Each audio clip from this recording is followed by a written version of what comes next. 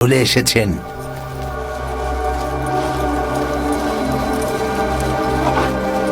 আল্লাহ রাসূল সাল্লাল্লাহু আলাইহি ওয়াসাল্লাম বলেছেন, ইবনে রাবিয়াকে ঢুকতে দেয়া হোক। তাই হবে আল্লাহর রাসূল। ইয়া উম্মে হাসান, ইয়া জাহরা, ইয়া বিনতে রাসূলুল্লাহ।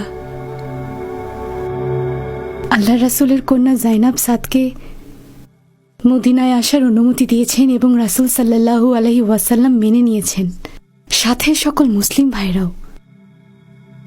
সাদের সাথে তালাক হওয়া সত্ত্বেও জাইনাব সাদ ইবনুল রাবিয়ার প্রতি সৎ ছিলেন।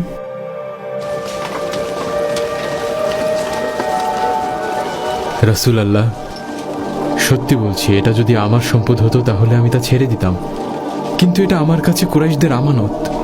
আল্লাহর শপথ, আমার কাছে যা ছিল আমি তা হারাইনি।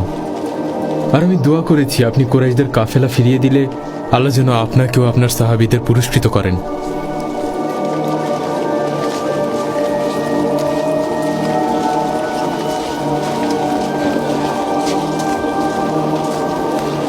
শুনুন মুসলিম ভাইরা, আস ইবনুল রাবিয়ার কাফেলা সম্পদ নিয়ে মতামত কি?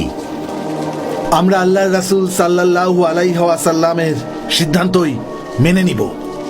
রাসূলুল্লাহ যা আদেশ করবেন আমরা তাই করব। মহান আল্লাহর রাসূল সাল্লাল্লাহু আলাইহি ওয়াসাল্লাম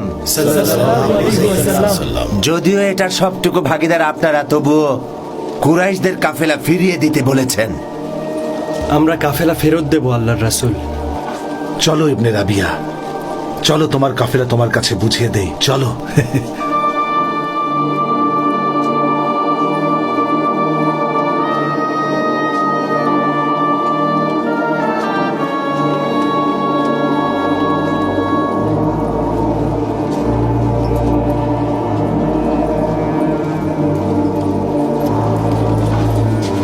ইবনে রাবিয়া, এই যে তোমার কাফেলা, ভালো করে দেখে নাও। কোনো কিছু খুঁজে না পেলে আমি সেটার ক্ষতিপূরণ দেব। কাবার রবের শপথ করে বলছি উসাইদ, একটা সুতাও হারায়নি। তুমি এখন তোমার লোকদের কাছে রওনা হও। এটাই আল্লাহর রাসূল সাল্লাল্লাহু আলাইহি ওয়াসাল্লামের চাওয়া।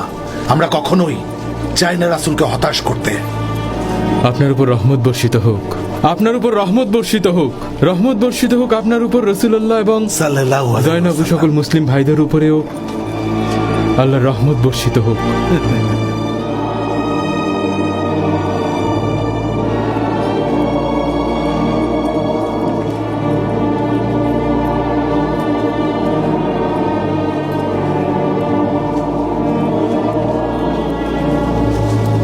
আল্লাহু আকবার, আল্লাহু আকবার, আল্লাহু আকবার, আল্লাহু আকবার।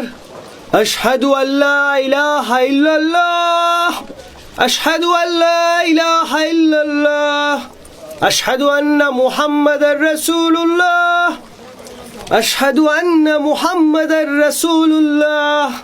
হাইয়া আলাস সালাহ, হাইয়া আলাস সালাহ, হাইয়া আলাল ফালাহ, হাইয়া আলাল ফালাহ। আল্লাহু আকবার, আল্লাহু আকবার, লা ইলাহা ইল্লাল্লাহ।